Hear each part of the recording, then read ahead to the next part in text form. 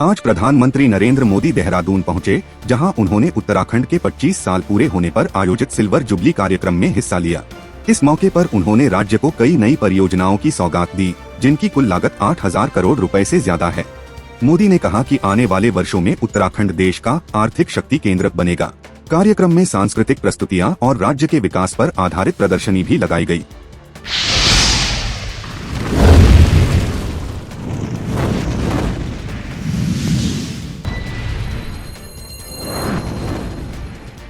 New York के times square पर इस बार दिवाली का भव्य आयोजन हुआ। हजारों लोगों ने पारंपरिक भारतीय पोशाकों में हिस्सा लिया। वहां भारतीय संगीत, डांस और लाइट शो का शानदार प्रदर्शन हुआ। मुख्य आकर्षण रहा दिया लाइटिंग सेरेमनी, जिसमें भारतीय समुदाय के नेताओं और अमेरिकी अधिकारियों ने भाग लिया। इस आयोजन ने साबित किया कि भारतीय संस्कृति अब दुनिया भर में अपनी थी। भारतीय वायुसेना का मेगा एयर शो। गुवाहाटी में आज भारतीय वायुसेना की 93वीं वर्षगांठ के मौके पर शानदार फ्लाई पास्ट हुआ। ब्रह्मपुत्र नदी के ऊपर लड़ाकू विमानों ने अद्भुत करतब दिखाए। एयर शो में सुखोई, तेजस और राफेल जेट्स ने दर्शकों का दिल जीत लिया। कार्यक्रम में देशभक्ति संगीत के साथ सेना की ताकत और आधुनिक तकनीक का प्रदर्शन किया गया।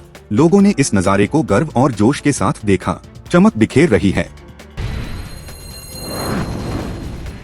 गुवाहाटी में आज भारतीय वायुसेना की 93वीं वर्षगांठ के मौके पर शानदार फ्लाई पास्ट हुआ। ब्रह्मपुत्र नदी के ऊपर लड़ाकू विमानों ने अद्भुत करतब दिखाए। एयर शो में सुखोई, तेजस और राफेल जेट्स ने दर्शकों का दिल जीत लिया। कार्यक्रम में देशभक्ति संगीत के साथ सेना की ताकत और आधुनिक तकनीक का प्रदर्शन किया गया। लोगों ने इस नजारे को गर्व और जोश के साथ देखा। दिल्ली और एनसीआर में वायु गुणवत्ता आज फिर गंभीर श्रेणी में पहुंच गई। सरकारी मॉनिटरिंग एजेंसियों ने स्कूलों को बंद रखने और वाहनों की सीमित आवाजाही की सलाह दी है। एनजीटी ने सभी राज्यों को निर्देश दिया है कि वे प्रदूषण फैलाने वाले उद्योगों पर तुरंत कार्रवाई करें। एक्सपर्ट्स का कहना है कि अगर हालात ऐसे ही रहे तो सांस की बीमारियां तेजी से बढ़ सकती हैं।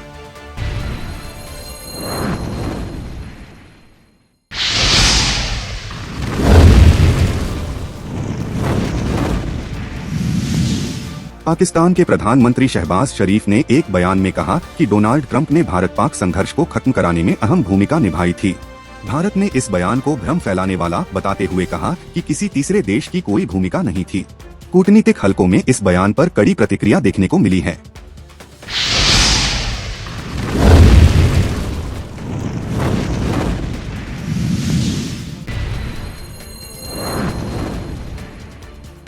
बिहार में विधानसभा चुनाव की तैयारियां तेज हो गई हैं। राजनीतिक दलों ने उम्मीदवार चयन की प्रक्रिया शुरू कर दी है। इस बार महिला मतदाताओं और युवाओं की भूमिका निर्णायक मानी जा रही है। चुनाव आयोग ने सुरक्षा व्यवस्था और आचार संहिता को लेकर सख्त निर्देश जारी किए हैं। अयोध्या में दीपोत्सव मनाने की तैयारी पूरी हो चुकी है। राम मंदिर परिसर में इस बार रिकॉर्ड संख्या में दिए जलाए जाएंगे। प्रशासन का दावा है कि यह आयोजन अब तक का सबसे बड़ा होगा। देश भर से श्रद्धालु अयोध्या पहुंच रहे हैं। सुरक्षा के पुख्ता इंतजाम किए गए हैं।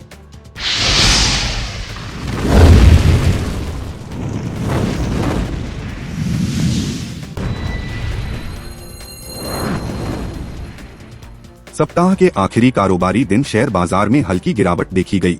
सेंसेक्स करीब 150 अंक नीचे बंद हुआ, जबकि निफ्टी भी मामूली नुकसान के साथ खत्म हुआ। एक्सपर्ट्स का कहना है कि निवेशकों में अमेरिकी ब्याज दरों और वैश्विक बाजारों को लेकर सतर्कता बनी हुई है। हालांकि लंबी अवधि में भारतीय अर्थव्यवस्था को मजबूत माना जा रहा है।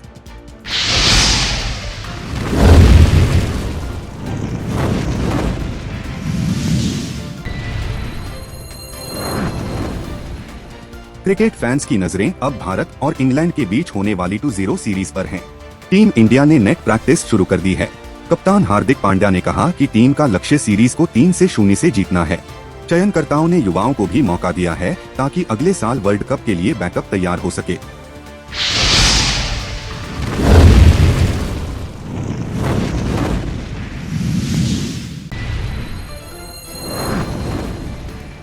नागपुर में Amrit Mahotsav international yoga convention की शुरुआत हुई है।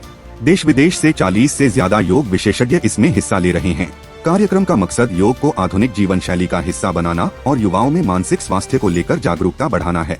आयोजन 3 दिन तक चलेगा। डेली अपडेट इंडिया की टीम आपको ऐसे ही हर बड़ी खबर से जोड़े रखेगी।